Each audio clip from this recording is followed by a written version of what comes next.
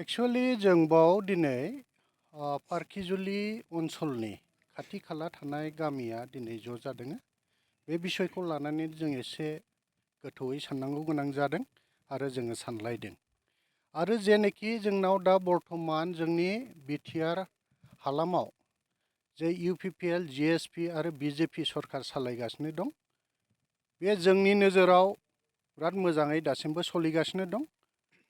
जे एलिगेशन होदों बिथाङा बे बिराद दुर्भाग्यजनक होननानै जों साननांगौ दिनै। मानो होनबा बे कर'ना सिटुएशनाव जों बयबो मिन्थिगौ मोनफ्रोमबो अफिसफ्रा दिनै पेरालाइज जानानै दङ आरो जेनोखि खामानिफोर मावजानांगौ बे जों बयबो सादारन पाब्लिकफ्रा बे बिसयखौ मिन्थिगौ। आरो बे स्टेटमेन्ट जे आनहलि एलायन्सनि सायाव बिथाङा माखासे खामानिफोरखौ लानानै बिथाङा बुंदोङो, बियो एकदमबारे जोंनिफ्राय निन्दनीय बे खामानिया। आरो जों बे आनहलि एलायन्स सोदोबखौ बिथाङा बोरै बुंखो जों बिराद दुखु मोनदों। मानो होनबा बे एलायन्सखौ सोर फर्म खालामदोंमोन बिथाङा सानग्रोनांगौमोन। दिनै जेब्ला बे एलायन्सखौ खालामदों, बे स्वयं जोंनि आसामनि चिफ मिनिस्टार बिथां हेमन्त बिश्व शर्मानि नेतृत्वआव दिनैहाय बे एलायन्सआ जादों। ओंखायनो दिनै जों दुखु नांदों जे जोङो एलायन्सआव थानाय हिसाबै बियो जोंनि स्टेटनि मुरब्बी बिथां मानगोनां हेमन्त बिश्व शर्माखौबो मोनसे लाजिथावना सोदोब बिथाङा बाहायदों होननानै जोङो सानो। लोगोसे जोंनि बिटिआरनि जेनोखि इउपिपिएलनि प्रेसिडेन्ट जोंनि मानगोनां प्रमद बर' सारखौबो बिथाङा लाजि फोनांदों होननानै जोङो सानो।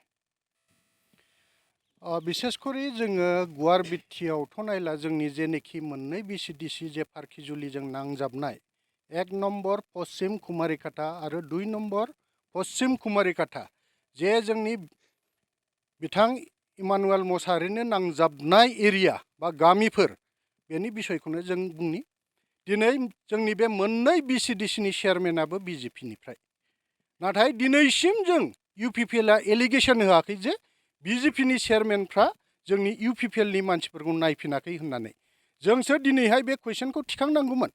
नाथाय जों बयबो बुजिदों बे कर'ना भाइरास सिटुएशनखौ, बेनि खामानि जानाय जायैफ्रा जाहाथे चेयारमेनावनो निर्भर जायो। जों दिनैसिमबो बिजेपिखौ जों फंसेबो बिसिनि हेंथा बुङाखै। मानो होनबा जों क'आलिशन गभर्नमेन्ट, ओंखायनो जों क'आलिशन गभर्नमेन्टखौ बोरै फैगोन समफ्राव मोजांनिफ्राय मोजांसिन साबसिन जालांगोन नैबे बिसयखौनो जोङो आसा खालामनानै थादों। एक्चुअलि अरुनदय आसनियाथ' स्टेट आसनि, जोंहा बुंनांगौ जेबो गैयाबाव। मानो होनबा राङा सफैयो स्टेटनिफ्राय, बिटिसिआव सफैबासो बेखौ राननानै होनो हायो। आरो जेनोखि सेलेक्शन प्रसेस, बे सेलेक्शन खालायनाया बिसेसकरि मेन नेतृत्व लादों बिसिडिसि चेयारमेनफ्रानो। लोगोसे जों मिन्थिदों बाव माखासे मुरब्बीफोर बिडिपि एबा गावबुराफोरखौ लानानै बाव सालिजारि खालायनानै बिथांमोना नांगौबायदि जायफ्रा जुक्तिजनक मोनथावना मानसिफोर दं बिथांमोननो बिसोरो होदों। जों बयबो मिन्थिगौ आसनिया खम मानसिनि थाखाय फैदों आरो सेलेक्शनाबो बिजेपिनि जेनोखि बिसिडिसि चेयारमेननि नेतृत्वआवनो जोंनि नैबे मोननै बिसिडिसिआव जादों। होमबाबो जोङो दिनैहाय नुदों जाय मानसिफोरखौ सेलेक्शन खालामदों बिसोरना बिथांमोना मोनथावना मानसिफोर। आरो थिग बिदिनो जों दासिमबो बे बिसयखौ जोङो रावखौबो जों आसि थुलायाखै। जोंनि सरकारानो जाहाथे बेखौ होदों आरो जोङो आसा खालामबावदों जेसेबांनाखि मोनबावनांगौखौ फैगोन समफ्राव बिथांमोना मोनबावगोन होननानै जोङो। एक्चुअलि एलिगेशननि खोथाखौथ' जों बयबो मिन्थिगौ जे बिथाङा जों मिन्थिनाय मथेबा बिजेपिनि सासे टिकेट दाबिदार होननानै। बिथाङा बाव सम्भब दिनै दुखु मोनदों। मानो होनबा बिथांनि जेनोखि पार्टिनि सेन्ट्रेल लिडार्सफ्रा बिसेसकरि मानगोनां प्रेसिडेन्ट भबेश कलिता आरो आगुनि जेनोखि प्रेसिडेन्ट रन्जित दास बिथांमोना अलरेडि डिक्लेयार होबाय गसाइगाव आरो तामुलपुर बिया जेनोखि इलेक्शन जागोन बाव इउपिपिएलनो रोखायै बे सिटखौ हगारनाय जाबाय होननानै। थिग नैबे बिसयाव बिथाङा दुखु मोननानै माखासे एलिगेशनफोरखौ होदों। बिथाङा अलरेडि थांनाय बाराव बिजेपिनि हाबनायनि मेन खारनानो बियो टिकेटनि थाखाय बियो हाबदोंमोन।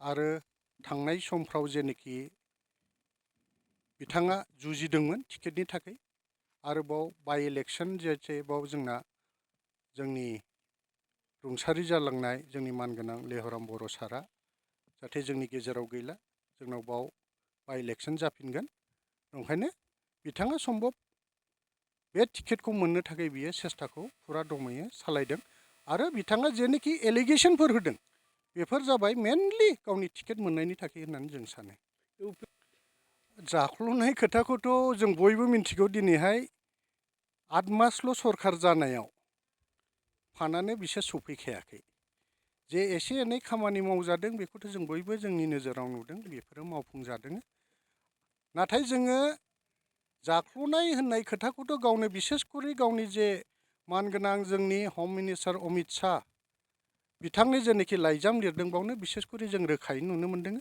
मानो बेयाव बिथाङा रोखायै फोरमायदों जे बिथाङा बिजेपियाव बिपिएफनिफ्राय मानि थाखाय फैदों बाव बिथाङा क्लियारलि मेनसन खालायदों डिउ टु माउन्टिं कारापसन anti poor and anti people activities of BPF नैबे खारननि थाखाय बिथाङा फैदों ओंखायनो कारापसननि खोथाखौथ' जों सिगांनि बिसयफोरखौ नायोबा आगुनि जेनोखि सरखार बेयावसो जोङो नोजोर हरग्रोनांगोन आरो बिथाङा स्वयं गावनो बिपिएफनि एथ' बोसोर जेनेरेल सेक्रेटारि आरो मोननै थोम बिथाङा इएम आरो मोननै थोम बिथाङा बिपिएफनिनो एमएलए जानानै दंमोन बेखायनो जों सानो बे कारापसननि माथारखौ बिथाङा साबसिन मिन्थिगोन मानो होनबा गावबो बे बिसयआव गावनो लिप्त होननानै जोङो सानो एक्सुवेलि हंगातखौथ' जों जेरै जोंनि एरियानिखौ जे जों बुंबायानो जोंनि गेजेराव लिडिंआ बिजेपिआनो दं चेयारमेनशिपआव होमबाबो जोंनि गेजेराव जोंनि ओनसोलाव जेबो हंगात गैया दा हंगातआ बिथाङा बबेखौ लानानै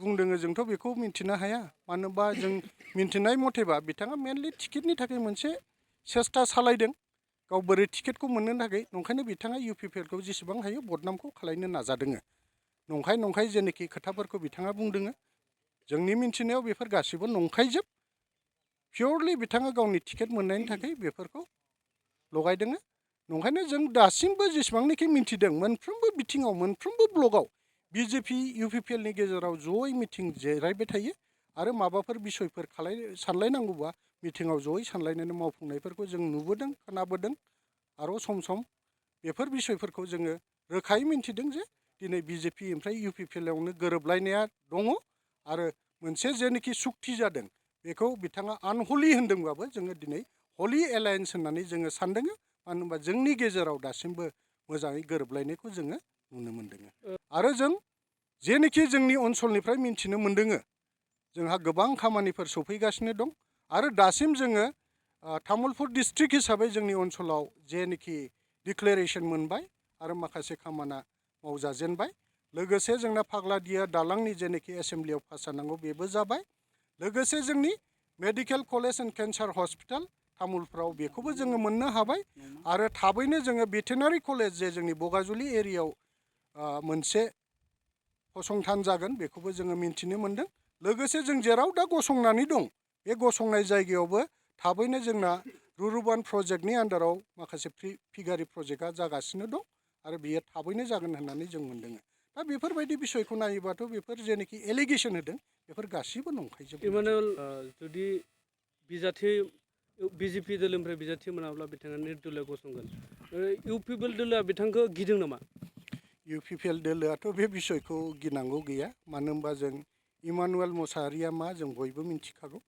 बिथाङा गावनि जेनोखि नैथि खेबनि थाखाय बियो इएम आरो नैथि खेबनि थाखाय बियो एमएलए हिसाबै बियो दंमोन जों बे बिथांनि जेनोखि सालायनायाव सन्तुष्ट नङा मानो होनबा गोबां खामानिफोर मावफुंजानांगौमोन बेफोर मावफुंजायाखै बिसेसकरि जोंनि ओनसोलनि खोथाखौ जों बुङो जोंनाव मोनथाम गिदिर गिदिर बान्दो लेब्रा बान्दो दाराङा बान्दो आरो खाला नदि बान्दो गोबां कौटि थाखानि बान्दोमोन बिथांनि समाव बेफोरो मावफुंजानाय बायदि नुदों खिन्थु बिथांमोना मोजाङै मावाखै जायनि फलाव बेफोर बान्दोफ्रा बायफ्रुजोबदों आरो लोगोसे जेनोखि जोंनि खेथियक रायजोफ्रा दै मोननांगौमोन बिथांमोना गावसिनि दुब्लिसिम लिटार मोनसेबो दै सौहैयाखै लोगोसे जों जेराव गसंदों बावनो जोंना मोनब्रैसो अनुस्थान दङ मोनसेया जाबाय कमिउनिटि हल बेबो मावफुंजायाखै खाथियाव दङ सानथालि कमिउनिटि हल बेबो मावफुंजायाखै स्टेडियाम पार्किजुलि जेनोखि स्टेडियाम बेबो इनकमप्लिट लोगोसे बड'लेण्ड ट्रेन्सपर्ट बेबो इनकमप्लिट। जोंनि मेगननि नोजोरावनो जोङो बेफोरखौ नुजोबदों। लोगोसे माखासे खामानिफोर जे लामा दथाफोर बानायदों बिसोरबो बिल' स्टेन्डार्ड मावजादों, जायनि थाखाय जोंनि रायजोफ्रा बिथाङा मा मावदों मा मावाखै जों मिन्थिजोबगौ। लोगोसे आनएमप्लयमेन्ट प्रब्लेमफोर जे दंमोन साखरि बाखरिनि बिथिङाव बिथाङा नैबेफोर बिसयफोरखौ दिनै मावफुंनो नाजायाखै। बेखायनो बिथांखौ जोङो जोंनि एरियानिफ्राय जोङो सासे साक्सेसफुल एमएलए होननानै जों साना। ओंखायनो जों इउपिपिएलआव जेरै दं जोंनि ओनसोला इउपिपिएलनि सापर्टआव थाबाय।